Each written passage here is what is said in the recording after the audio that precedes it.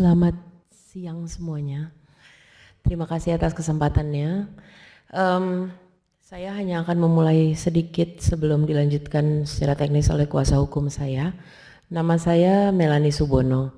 Saya seorang warga negara Indonesia yang juga mencintai hewan. Dan kasus ini bermula pada tahun 2013. Saya sebagai seorang pekerja sosial mencari badan, saya ingin mendonasikan sebagian besar uang untuk berbagi pada hewan-hewan yang ada di jalan. Ini awalnya. Lalu pada tahun 2013 saya melihat di media sosial ada satu orang mengakui bahwa dia adalah badan resmi berbentuk yayasan, lengkap dengan foto di media sosial bahwa saya berpikir alhamdulillah akhirnya ada shelter hewan, pencinta hewan yang resmi berbentuk yayasan. Setelah hari itu saya mulai donasi, saya mulai mempercayai, memberikan uang saya kepada mereka walaupun sedikit tapi rutin. Sampai suatu hari di tahun 2016 saya kecelakaan. Saya berpikir karena saya punya banyak hewan di rumah, saya akan menitipkan ke badan ini karena toh dia resmi berbentuk yayasan. Mungkin untuk bapak-bapak, ibu-ibu dan penyidik dan polisi itu sekedar menitipkan hewan. Untuk saya itu seperti menitipkan anak. Pendek kata, hewannya mati. Sampai sekarang tidak ada kabar, saya tidak tahu apa yang terjadi, tapi akhirnya itu membuka jalan lebih luas lagi. Saya melaporkan, tapi pada tahun itu Undang-Undang Perlindungan Satwa Domestik mungkin belum luas.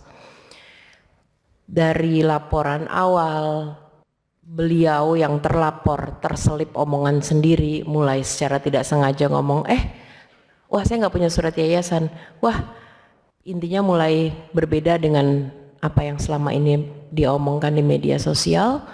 Lalu saya mulai menggunakan ide, saya mencoba pergi ke Kemenkumham, saya ke Kemensos dan ke kementerian-kementerian lain yang pelan-pelan akhirnya mulai mengirimkan surat bahwa iya Mel, ini ternyata belum ada bentuk yayasannya, iya orang ini tidak boleh galang publik donasi dan lain-lainnya.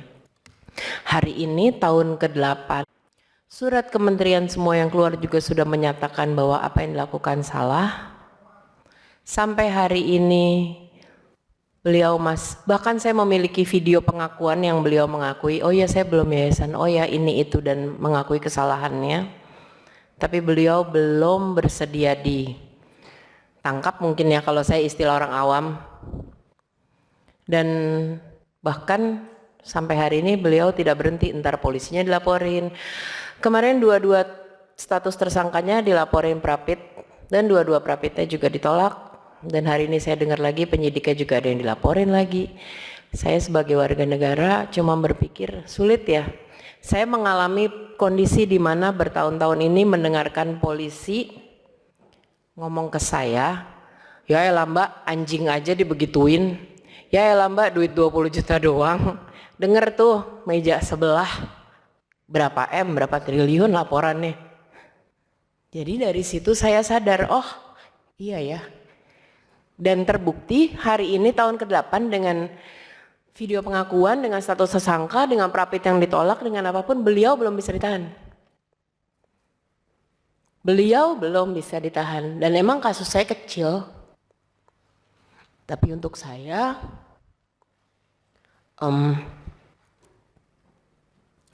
anjing saya adalah anak untuk saya. Dan kasus ini yang akhirnya mendorong waktu itu audiensi awal perlindungan satwa domestik sampai terjadi undang-undangnya sekarang. Tapi anjing awalnya pun belum berhasil diselesaikan kasus. Dan sampai hari ini walaupun dengan teguran berkali-kali dari Kemensos, tanpa berbentuk yayasan, orangnya masih bisa galang donasi publik ke rekening pribadi yang harusnya secara hukum juga tidak boleh. Orang ini sangat aman, entah kenapa. Jadi saya bertanya-tanya, apa emang ada orang kuat yang nggak bisa ditahan ya, apapun itu gitu. ada kerjasama dengan anggota Dewan, ya diperjelas saja, karena ini kan terbuka biar tahu pimpinan yang mana. Jenderal, siap. Nggak enak sih. Aku nggak mau menyebut karena saya dulu keseringan nyebut-nyebut terus suka ditegur, itu kan indikasi, itu indikasi kamu kalau nggak tahu pasti jangan nyebut nama. Tapi saya bisa mungkin bisa dilihat aja ditarik siapa yang berencana bikin Pulau Kucing, terus beberapa kali mengadakan posting di media sosial yang dikolaborasi dengan dia. Nah itu.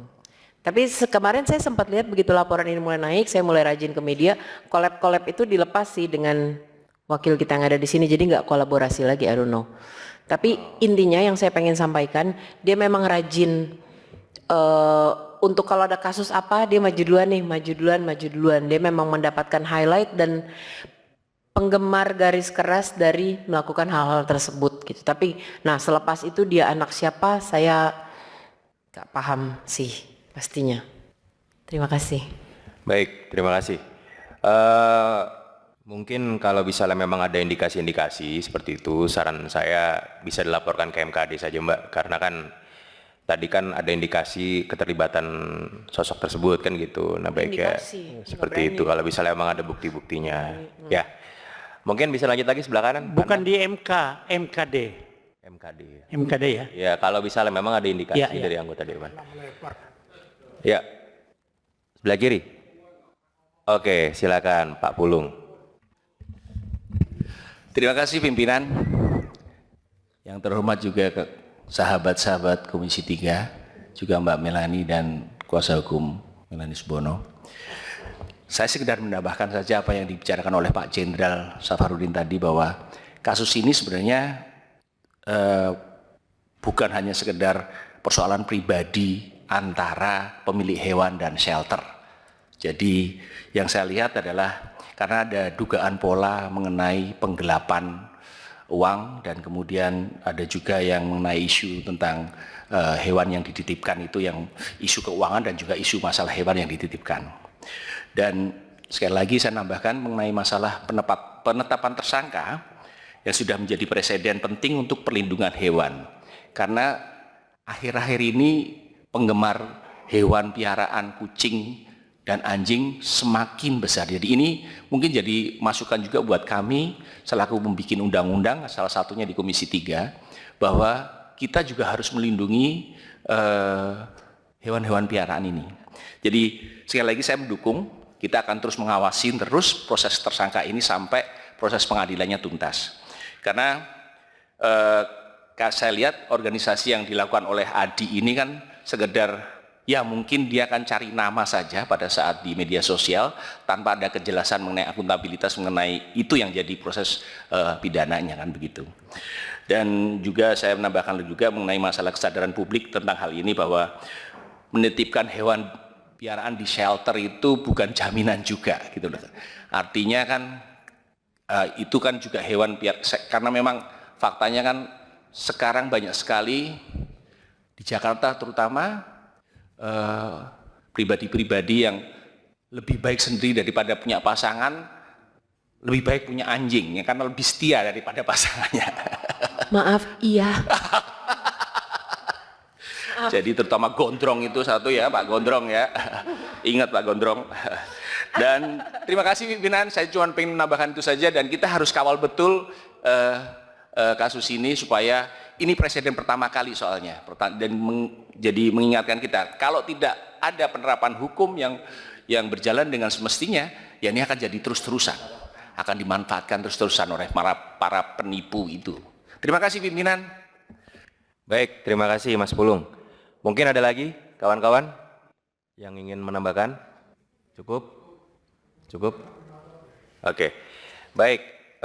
Terima kasih atas penjelasannya tadi, penyampaiannya, semua aspirasinya, Mbak Melani beserta seluruh kuasa hukumnya dan juga rekan-rekan Komisi 3 yang sudah mendalami. Karena ini memang penerimaan aspirasi awal, nanti akan kami tindak lanjuti dan kami akan sampaikan ke pimpinan Komisi 3 beserta seluruh anggota yang tidak hadir pada hari ini. Kemungkinan kami pun akan mengusulkan kita akan mengundang pihak-pihak terkait yang tadi disebutkan dan nanti mungkin bisa dihadiri juga oleh Mbak Melani dan kuasa hukum. Mungkin itu yang bisa kami sampaikan pada siang hari ini. Semoga ada titik terangnya ke depan dan kita akan kawal secara bersama-sama. Tadi juga sudah disampaikan juga oleh kawan-kawan. Silakan Pak Inca, ada tambahan? Memperkuat saja, memperkuat supaya Ibu Melani merasa dapat tadi kan. Kita kan sudah respon, kita akan memanggil pihak-pihak nanti ke sini. Sekedar stressing saja Ibu Melani ya. Kami sedang menjalankan panja percepatan reformasi kepolisian, kejaksaan, dan Mahkamah Agung. Saya kira pimpinan, kita akan segera sampaikan ke Komisi 3, ini bagian dari reformasi itu, karena memang lama sekali, sementara KUHP kita kemarin debat bagaimana ini masuk dan mempercepat, agar maksud saya Ibu Melani tidak rasa terganggu, ini kasus akan segera kita tuntaskan. Tapi juga Ibu Melania ikuti, nanti waktu kita panggil dia tetap ikut sebagai pelapor supaya bisa terkonfirmasi langsung. Penegasan saja pimpinan, terima kasih. Baik, kalau Pak Inca sudah bicara, sudah aman itu insya Allah. Oke, menurut saya sudah cukup ya, rekan-rekan semua ya. Baik, dengan telah selesainya pembahasan materi semuanya, dan tadi juga seluruh rangkaian RDPU hari ini sudah diselesaikan, dan apabila tidak ada perlu yang bisa dibicarakan lagi, rapat dapat kita akhiri dan kita tutup dengan mengucapkan terima kasih kepada Bu Melani dan juga kuasa hukum beserta seluruh anggota Komisi 3 yang hadir pada hari ini. Terima kasih, saya akhiri, rapat kami tutup. Wassalamualaikum warahmatullahi wabarakatuh.